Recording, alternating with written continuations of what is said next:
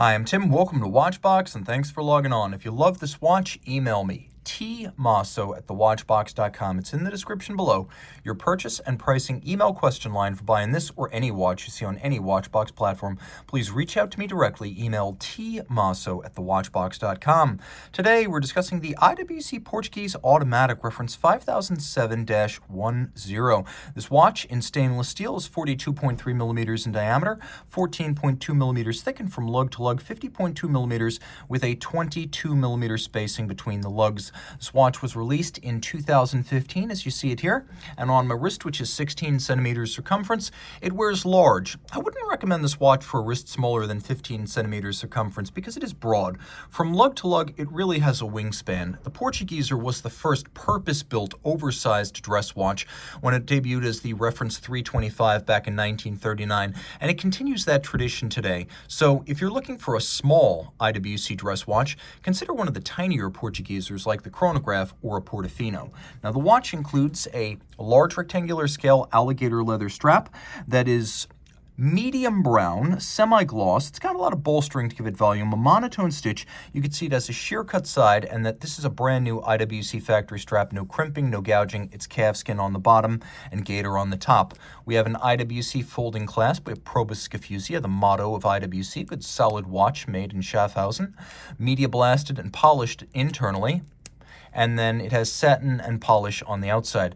The case will be familiar, as it's been largely the same since 1939. Teardrop lugs, blended in profile, similar to the Patek Philippe 96 from 1932. They were born in the same decade and the same form follows function design ethics. So while the Portuguese was huge and the 96 was tiny, they're very similar in many regards, right down to the use of Arabic numerals, small seconds, and foy or leaf style hands on the dial. Now here we have a metallic blue sunburst dial. We also have two registers, one for small seconds, and then we have one for the power reserve. And this watch does wind itself, but you can also wind it manually. It has a 7-day, 168-hour power reserve.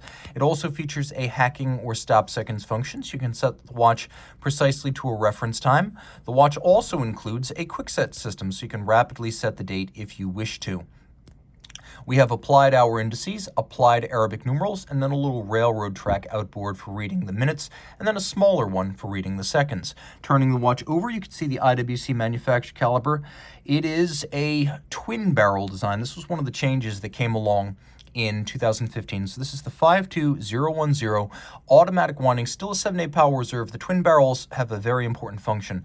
This movement back in its reference 5,000, 50,000, and 51,000 days, had a tendency to run very fast when fully wound and very slow when mostly discharged. With the more even torque release of the twin mainspring barrels, that has gone away. Now, another change is that we have a higher beat rate. No longer 21.6, it's now 28,800 vibrations per hour, a little bit more resilient against shock, so concussions, vibrations, shock, they're less likely to change the timing of the watch.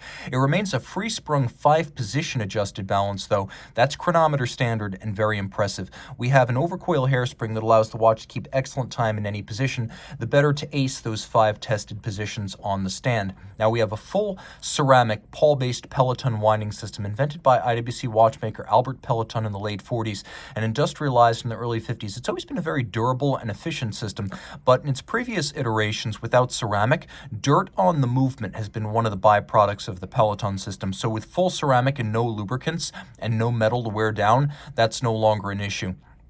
You can see that the movement is mechanically finished, but handsomely so, as we have a lovely solarization on the ratchet wheels. We have satination on the drivetrain wheels. We have black polished screw heads. We have a rose gold medallion set inside the skeletonized winding rotor, which is beautifully grooved and satinated. And then we have machine bevels, which are quite tidy and handsome. All of this water resistant down to 30 meters. Reach out to Team Mosso at thewatchbox.com for purchase and pricing details.